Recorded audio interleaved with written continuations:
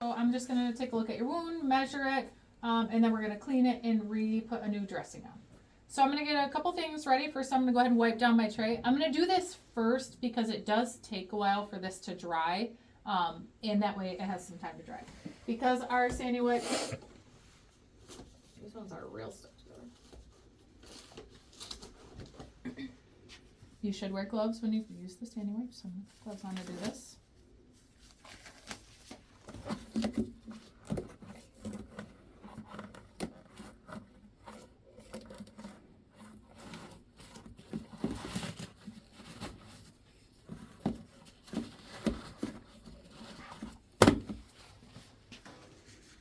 So how's your wound feeling, Mr. Butts? Oh, it's feeling better? Okay, well, we'll take a look at it. It would be a hell of a place to have a wound. It honestly is extremely common. It's a It's a pressure ulcer. Yeah. Spot. So there, pressure sores or there's some cystic lesions that are really common in that area. So I'm gonna let this dry. Are those the same as bed sores or something? Bed sores or pressure sores, yep. Yeah.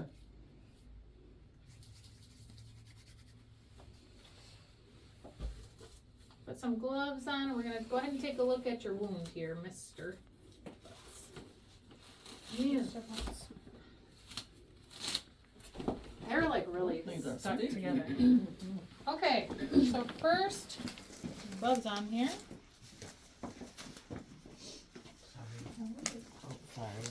I'm gonna go ahead and remove your dressing. You're gonna feel me touching. So I'm gonna take off this external dressing here. I'm gonna inspect for the color, the consistency, see if there's any odor, see the amount of drainage.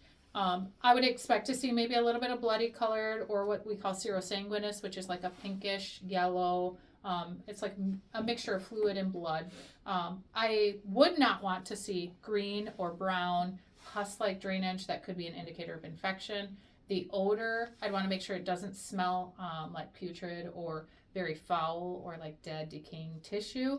And so I would be evaluating that. I'm not going to go ahead and like stick my nose right in the wound. Trust me, you will smell it if it's there. And just even taking this dressing off is enough to kind of waft that up to you if there is that smell. Okay, I'm going to dispose of that in there, right in the biohazard. I'm going to take the packing out and inspect the same thing. The amount, the color, the consistency, if there's an odor. Same thing, I'm looking for good things like a little bit of pink or yellowish, like clear yellow fluid. Bad would be green, brown, pus type, thick drainage on here. So I have a question. You Absolutely. be saying that to the patient, or you just No, telling us? I would be honestly having a conversation with the patient Okay. because a lot of times taking their mind off of it while you're having, while you're doing that dressing change will help because it's really painful. Okay. Yep. I'm not telling them anything. I mean, if they ask, is there any pus on there? You could answer that. There is a little bit of drainage on there. We'll have the doctor take a look at it, and we'll clean the wound. But So we just have to just say it out loud because I know you said you checking for us. Yep. Okay, so just say and it really, out loud. what you're doing is you're taking a mental note of that Okay. information to document when you're done with the dressing Okay. change. So that's my question. So how Yep. are we presenting it to you, like that we're? You're going to be looking doing for it the just color? like I'm doing that. Okay, speaking. Yep, it. just speaking Yeah, it. Yep. Okay. Good question. Toss that in the biohazard. Now I'm going to inspect the wound edges, the edges of the wound. You want to look to see if they're like really, really red and inflamed. That could be an indicator that there's infection. You want to make sure that there's no what we call maceration, which is this like waterlogged looking. You know when your fingers get kind of pruny after they've been in the water a long time? Sometimes at the bottom of the wound, especially if it's a wound where, they're standing up and it's draining downward, sometimes the bottom of the wound might get a little macerated because the fluid is draining. And that causes the tissue that is trying to heal in down here to be wet all the time. And then it won't heal as well because it's wet and waterlogged. And so you want to watch for that. Okay. You want the edges could be a little bit pink. That's normal. Inflammation is normal with wound healing. But you don't want to see that redness extend out. You also don't want to feel a lot of heat coming from that wound. Okay? Some heat is normal, but you don't want to feel, if you can put your hand here and you're like feeling the heat coming off of the wound, that could be an indicator for infection. Then I'm going to inspect the wound bed itself. I'm going to look for that nice, good, beefy red tissue. I don't want to see black or brown pus on that wound bed. And so I'll be inspecting that as well. I'm going to look underneath the edges here. Notice how there's some undermining where there's this lip of tissue growing over the top. So I'd be looking for undermining or tunneling where there's areas where there's a hole inside here that actually tunnels deeper in. And I will tell you, sometimes when you do check for tunneling, it looks like there's a little spot and then you put a little pressure with your Q-tip and it goes really far into there, like into the tissue. It could go all the way over to here. It's a tunnel of infection in there. Okay. So then I'm going to go ahead and do my measurements. So it's up to you if you, in your office, your protocols for if you use centimeters or inches for the measurements. But I would measure the length of it. So I would say I'm going to measure the length. This is like 6.7, 6.6 centimeters. I would measure the width. And I'm going to measure at the widest point. So I would document this is at between 3 and 9 o'clock. And I would say this is 4.246, 4.6 centimeters. And then for the depth, I would use my Q-tip. Are you measuring from the redness or from the opening? The edge of the tissue. Oh. Yep, so the edge of the tissue that's right here. Yep. Oh, okay. So we're not doing this pink part. Nope. Oh, okay. So then for the depth, is this a culture? It's fine. Okay, that's fine. So for the depth, what I do is I'm going to find the deepest area. So I'm going to say it's right here. I'm going to go all the way down to the bottom, slide my hand down, and then I would measure it based on this. So I would say this is about 0.8 centimeters deep. And then I would document that. Okay. And if there's a really deep area, you can measure that deep area and say the deepest area, like this would be 6 o'clock. So I would measure the deepest area as 6 o'clock, and I would document that. This is going to go in the biohazard. A lot of times these wound care measuring tools are disposable, so they would come in a wound care kit, and so then you would dispose of them as well. We are keeping them just because we're doing this for educational purposes, and it's not a real wound. Okay, so you just set that to the side. The other thing that you're going to do is you're going to do a wound culture. Culture is looking for any bacteria, and then it will determine what type of bacteria it is. In that way, the doctor knows the best way to treat it if it's infected. Can we do this one first? Open one, Oh, this just one? to show them. So in here, you have the culture swabs, and then you have a container that the culture swabs would go into. Oftentimes it'll have like a preservative fluid down here. And so what you would do is you're going to hold this, make sure you have your cap easily accessible so it's open. I'm going to go ahead and take these. What you're going to do is you're going to go ahead and swab the wound. You want to find the dirt, like the worst looking area. If there's pus, green, drainage, swab in that area. And then what you're going to do is you're going to take this out. You're going to put these in here. And oftentimes you just break them off. Yeah. Except for they don't want to break. There's a snap part. Oh, there we go. There it is. It's a little long.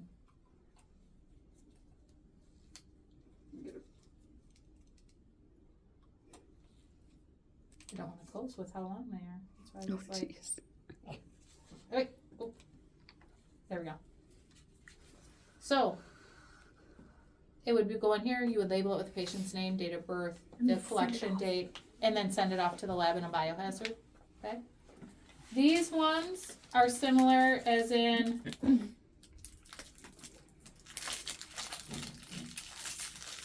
you have your swab and then you have the container that you're going to put it in. This end you have to take off and you can just kind of twist and pull. Swab the wound here, and then this goes right in here like this, and you would label that patient's name, date of birth, collection date, collection site oftentimes, and then it would go with a lab requisition slip or an order from the physician on what tests they wanted done with this. And we're not doing that, right? Are we doing that part? Yep, you're gonna swab I it. mean the labeling part. No, we're Okay. not doing that part. But you will swab it like this. And tell us what you And would tell do. us what you're doing, what you would do with it. Okay. Okay? There's another one here, and that's the same thing with the collection container, and then the swab, you would break off the swab into the collection container. Okay? Questions on these? So what exactly do you want us to tell you that we're going to do with the testing tubes? You're just gonna say, I would take this culture swab, I would swab the wound looking for the, like the area that has the most pus, green drainage, or looks the most inflamed. And then I would put it in here. I would label it with the patient's information, name, date of birth, and then I would send it off to the lab with a physician order. And actually swab the wound. Yep, yeah, you actually have to swab the wound like Right. I did. So Yep, we will be swabbing. Yep, you're gonna swab. Right? I just want to make sure I'm verbalizing everything. absolutely. Yep. That makes sense so far? Yep. Mhm. Okay, so then these would go off to the lab, and you can honestly just set these up on the counter when you would send them to the lab. Thank you. And we doing one, right? One of those. Yeah, you're just doing one, you're not doing all of them, okay? Okay. Then I would dispose of these gloves in the, Biohazard. which is right there, so that's fine. Okay, Mr. Butts, I'm just gonna prepare a few things to clean your wound. It'll be just a minute, you can just kinda relax there. Are you okay, comfortable, comfortable? Perfect. Okay. Yeah, right. So, before I do anything, what am I gonna do with my hands? Wash. Wash them. You Yeah. can wash them with soap and water. Oh, there's paint on there still.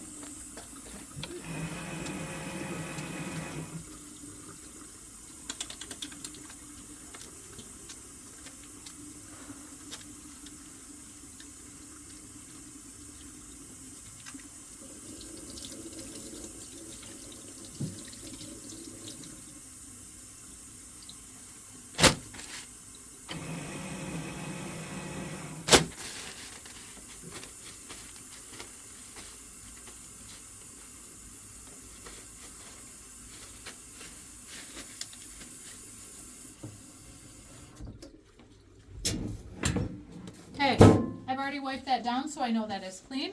So the first thing I'm gonna do is I'm gonna go ahead and set up my sterile field with my sterile drape. I'm gonna make sure I have all the equipment I need, which is also my dressing change tray.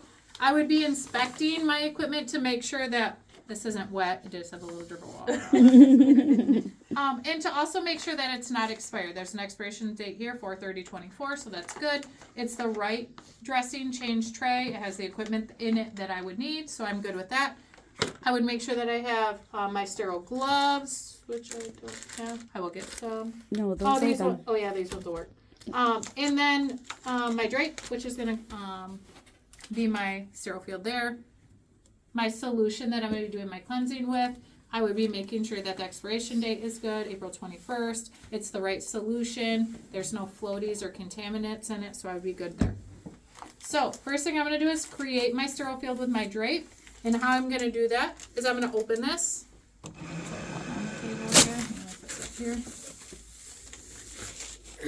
And I wanna make sure that I have enough room. The biggest thing is that you're not contaminating it by touching it against something else.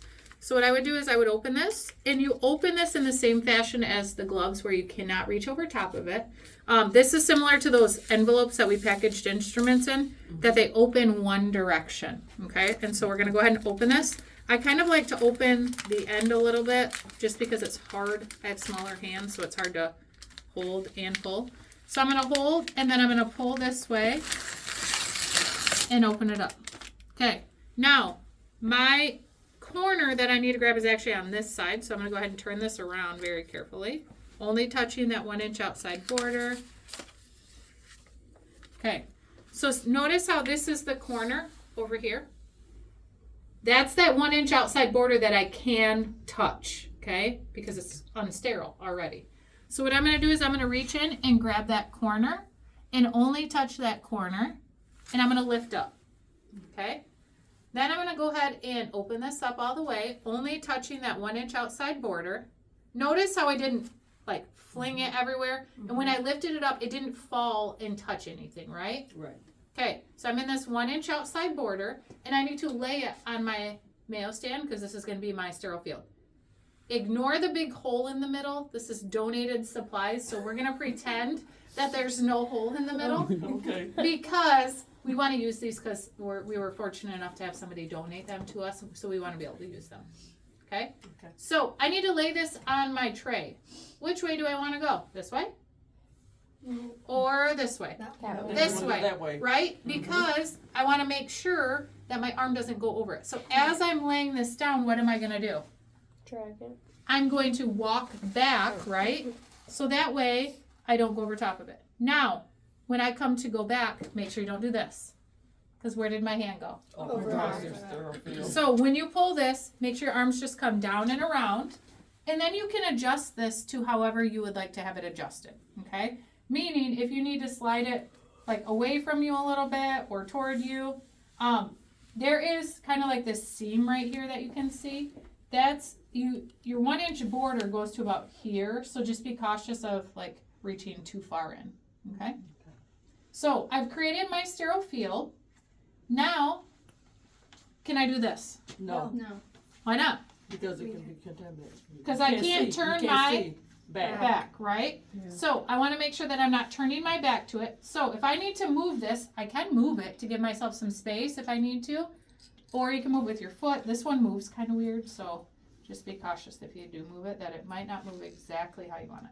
But I want to have it in my field of vision so I can be here. Because if I'm here, can I still see it? Yes. Is it still in my field of view? Yes. Absolutely. It's this motion. As soon as my shoulder is here and I can't see behind me, that means it's contaminated. Okay? So I've done that. Now I need to open my sterile dressing pack because I need to open this before I put my sterile gloves on.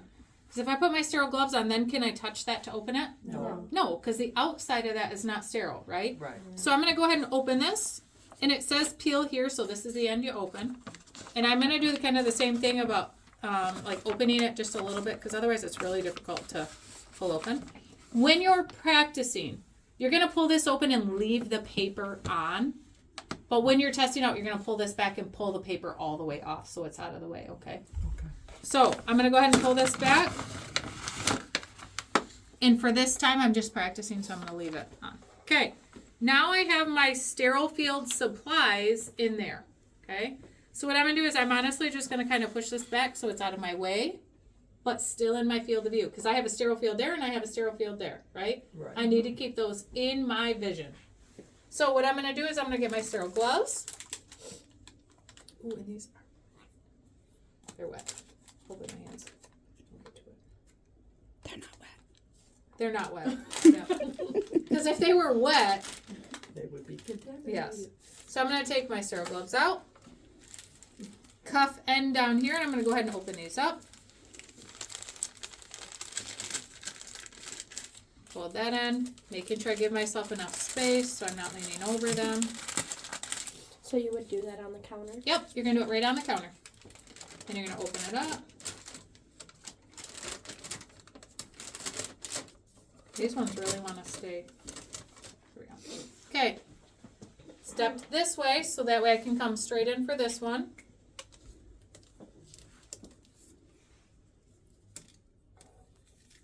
Pointing my hand down.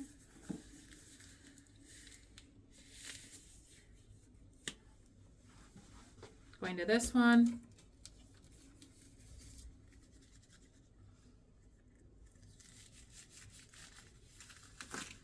Uh-oh. What happened? Can I fix it now? Yep. Yes. Perfect.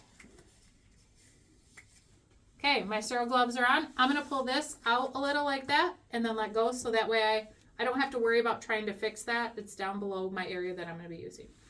Okay, now I have a sterile field there and I need to put some of those supplies from this onto there. Do I need to mess with this? No. I can just leave it. Is it in my way for anything? Not really. So I'm going to just honestly leave it. Okay? So I need to move my forceps, which are there, onto my sterile field. So, can I reach in this far? No. Oh, wait, yes. What's sterile? Your Your gloves. So can I reach in this far? Yes. Yeah. Yep. So I'm going to go ahead and reach in. The big thing is you don't want to do this, right? So if I reach in like this, I can grab this. And then I'm going to set it on here. The biggest thing when you're setting it on here is that you don't do this, because what happens then? Contaminated. This is contaminated, which makes what to these? Your gloves.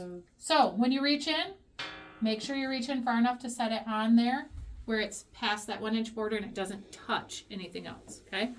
Now, there's also this drape in here that we're not going to end up using, so I can toss it, okay? There is cleansing sticks in here, so we're going to go ahead and put that on here. Yep. There is gauze we're going to use, so we'll put that on here. There is tape. Making sure you don't do this with this hand. this finger, make sure this isn't out here. Okay. So reach in. You don't want to touch that at all. You don't Even want the your, inside. the outside. Yep. So this is what I would show, like this, because that area is not clean. Okay. So now I need the forceps. Remember, you can touch inside here. Okay. You just can't touch on the outside. Reach in, grab my forceps. Set those down. I'm going to grab my ABD pad, watching my fingers. Making sure that doesn't drag on anything as well. My biohazard bag, which I don't need because we already have one set up from taking the dressing out. The safety pin, which is always fun. Don't need that. And scissors. What would the safety pin be for? I have no idea. We haven't figured it out We yet. haven't figured it out, honestly. Oh. Okay, now I have everything I need on there. I'm going to call for my second person. So my second person is going to be pouring my solution into my container, which is going to be my cleansing container. So, You're okay. I'll just hand it over. okay. Don, would you be able to pour some 0.9 sodium chloride saline solution into my container? Sure. And would you check the expiration date and to make sure that it's the right solution and to make sure there's no contaminants in it? Absolutely. Yep, I So- can move this forward for you a little. And we Sorry. have to say that too? Like. Yep, you're gonna tell them what to Okay, check. okay. Yep. So I already sanitized my hands. I'm going to make sure that it's 0.9 sodium chloride. I'm checking the expiration date. And I'm also checking to make sure that there's no floaties or contaminants in it. Cool? Because she already did that, but I want to make sure I do it as well. And So- could you lip that too before you Oh, pour it in there, yes, please? I will. Thank you. So I'm going to remove remove the lid, Oh my gosh. flip it over, because then I can set it Yep. just like that on the counter. I'm going to what we call lip it to clear some of the any bacteria from this area of the bottle. So we're just going to literally lift it up.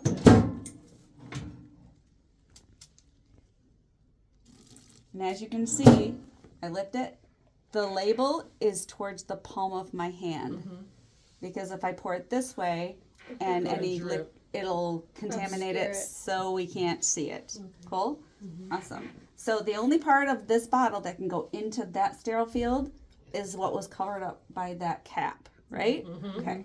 So Do you want me to turn that for you? Okay, that'll work. just pull it that way.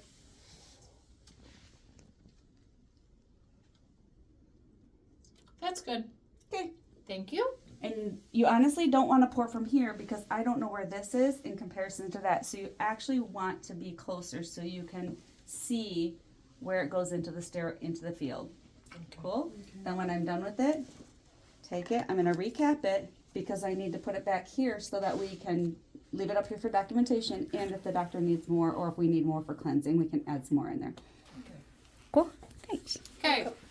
So next thing I'm going to do is I actually need to move this over to here. However, I need to think about where can I put this because I'm going to be using this. So I actually want to use this. And I should have pulled this out ahead of time. Yes. Or I could have said, Hey, John, could you pull out yes. my table for me? Okay, Hey, thank you. thanks. Joe, I'll be Joe today. Okay, Or perfect. Joe will be me today. So what I'm going to do is I'm going to move this over there. Can I grab the outside of that? No. No. How am I going to move it? Inside.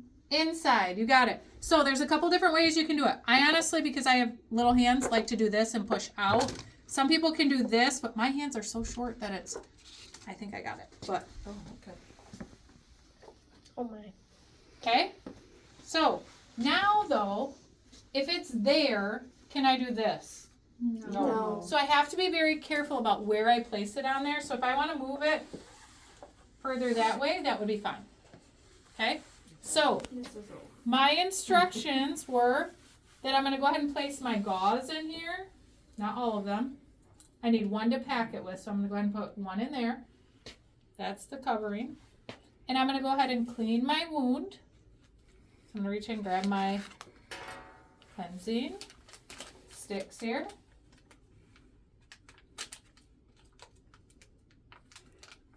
And this is real betadine, so if anyone has an allergy, just switch them out and we'll, Yeah. well, usually, like, if you At come in some point contact you've with had it, it. yeah. So I'm gonna come over here. I'm gonna cleanse my wound. How do we clean? Where do we start? The dirtiest part. Start in the, middle. you got it, in the middle. And go In circle. circle. So right, circular motion all the way outside, eventually all the way getting to the underneath, like underneath the little flap of tissue there. We go one circular motion continuous. We don't lift up, we don't zigzag, we don't come back toward the middle. Just out. Okay? I do it once, I toss it. Make sure you don't touch your hand on their butt when you're cleaning. So don't have your hand down here when you're cleaning. Have it up.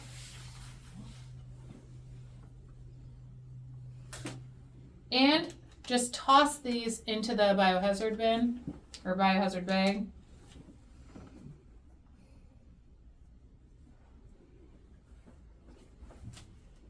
Okay, now I need to pack that wound with a sterile soaked gauze. So I'm gonna reach in, grab this,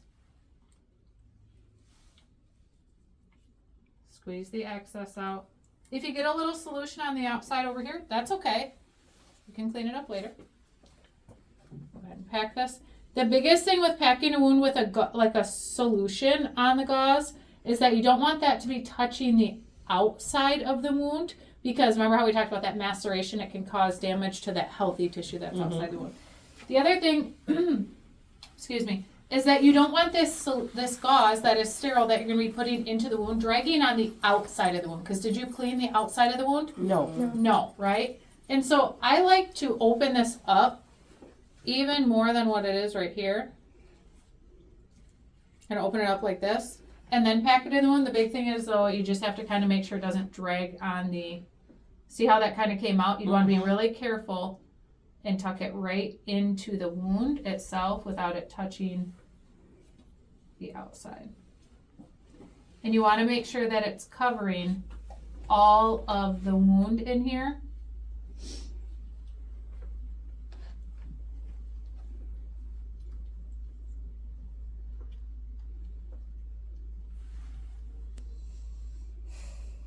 Okay, and then I would place my other gauze over top.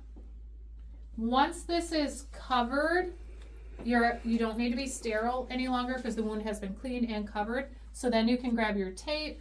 Oh, okay.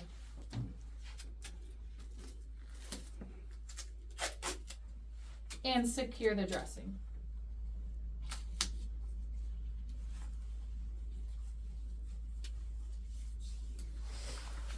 Let me tell you, it's hard to get this tape with these gloves on.